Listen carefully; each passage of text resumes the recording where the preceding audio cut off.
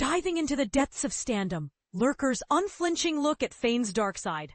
Imagine a world where fame isn't just a dream, but a twisted game of power, manipulation, and parasocial connections.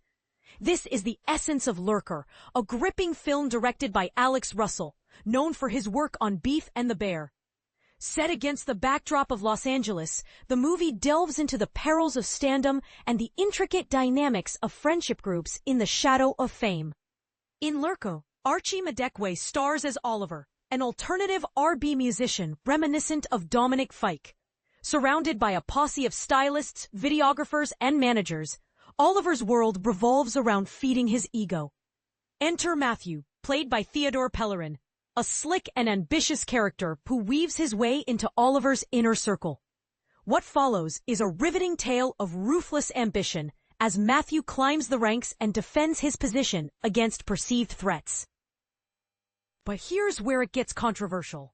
Lurker doesn't just depict the dark side of fame.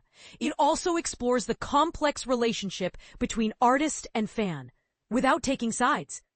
Oliver's manipulative nature and Matthew's blurred lines between obsession and sabotage create a chilling narrative. The movie masterfully captures the cutthroat nature of fame by proximity, showcasing the insecurities and desperation that often accompany it. And this is the part most people miss. Russell drew inspiration from his personal experiences working alongside Brockhampton, infusing Lurker with a layer of authenticity. Cast member Zach Fox lent his real-life shows as a backdrop for Oliver's concerts, adding to the film's realism.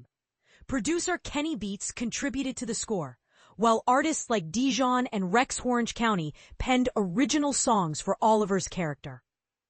Before Lurker hits theaters on August 22nd, we caught up with Alex Russell, Archie Madekwe, and Theodore Pellerin to discuss the complexities of fame, celebrity worship, and the art of portraying a musician on screen. The Fader. Alex, what inspired you to explore the world of hangers-on and entourages in your film? Alex Russell. I've witnessed these dynamics firsthand, both in Hollywood and during my college days.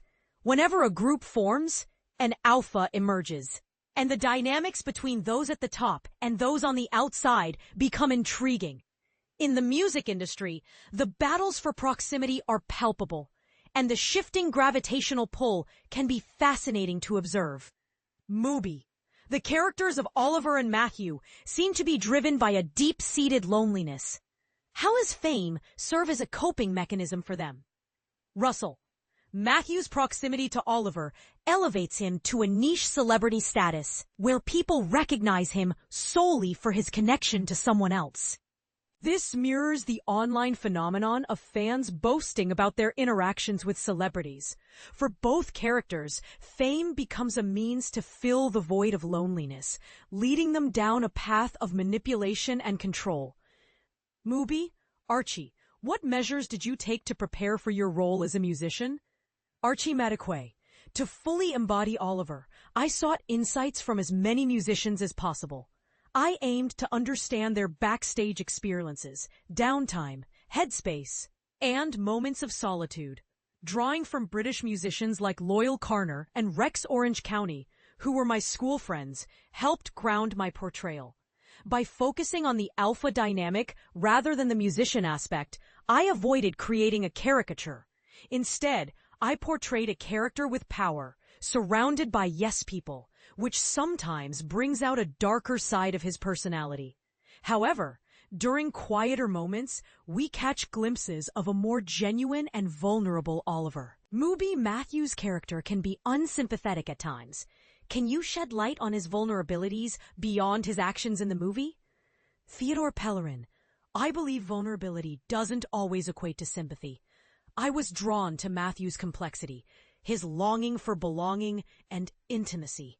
His pursuit of fame and success is rooted in a deeper desire to lead a fulfilling life, living with his grandmother and cycling around LA. Matthew's encounter with a world of privilege and freedom ignites a transformation. He becomes an exaggerated representation of someone desperate to survive and thrive, even if it means adopting a satirical or exaggerated persona.